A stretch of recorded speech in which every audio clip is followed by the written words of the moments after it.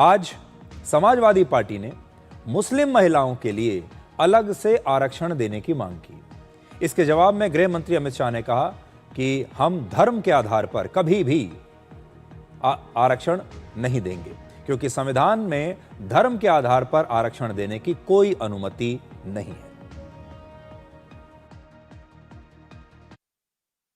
महिला विधेयक के पक्ष में हम, आप जनगणना क्यों नहीं कराना चाहते?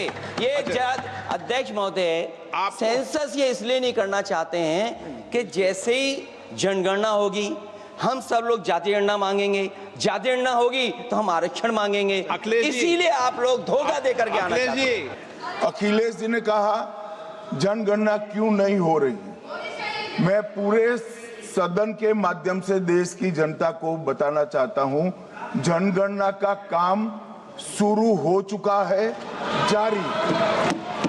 दो, उन्होंने कहा कि हम जाति जनगणना का मांग करेंगे। मान्यवर, मैं आपके माध्यम से सदन को बताना चाहता हूं कि सरकार ने जाति की जनगणना करने का निर्णय ले चुकी है और आप बैठिए बैठिए बता दो। अरे बैठिए भाई, बैठिए। और जाति के साथ ही ये जनगणना हो रही है।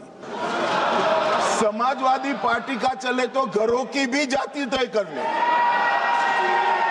मान्यवर, जब व्यक्तियों की जनगणना होगी, नागरिकों की जनगणना होगी, तब उसमें जाति का कॉलम रखा है। ये मेरा विभाग है।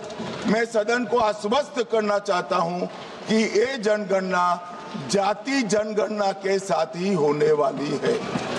मुस्लिम महिलाओं को आरक्षण की, मान्यवर, हमारा संविधान किसी भी प्रकार के धर्म के आधार पर आरक्षण की कतई मंजूरी नहीं दे रहा। और मैं फिर से संकल्प सरकार का बताता हूं कि धर्म के आधार पर मुस्लिमों को किसी भी प्रकार का आरक्षण गैर संवैधानिक है, इसका सवाल ही पैदा नहीं होता है। अध्यक्ष महोदय, अनडेमोक्रेटिक बात माननीय मंत्री जी ने कही। हो सकता है उन्होंने धर्म की बात कही हो, लेकिन पूरा देश आदि आबादी को आरक्षण चाहता है। अध्यक्ष महोदय, मैं माननीय मंत्री से जानना चाहता हूं, क्या मुस्लिम महिला आदि आबादी में नहीं आती हैं? नहीं होनी ना, देंगे। समाजवादी पार्टी सारी टिकटें मुस्लिम महिलाओं को दे दे, हमें कहां आपत्ति है? हमें कोई आपत्ति नहीं है। तो समाजवादी पार्टी कह रही है कि धर्म के आधार पर मुस्लिम महिलाओं को अलग से आरक्षण मिलना चाहिए, और उसका बिल्कुल सही जवाब दिया है गृह मंत्री अमित शाह ने।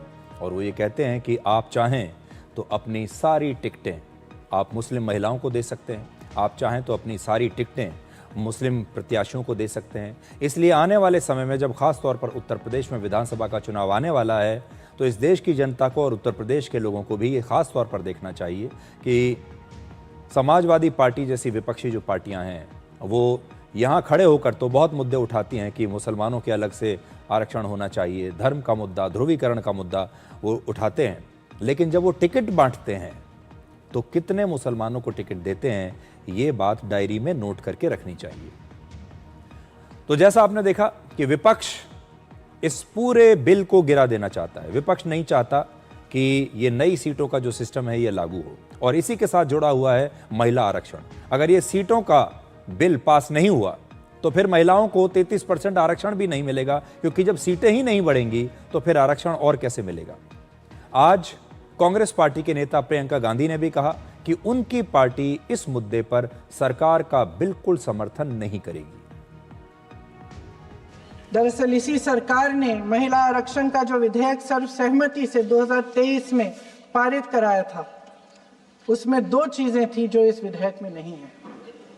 उसमें लिखा था कि इसे लागू करने से पहले नई जनगणना और परसीमन कराई जाएगी।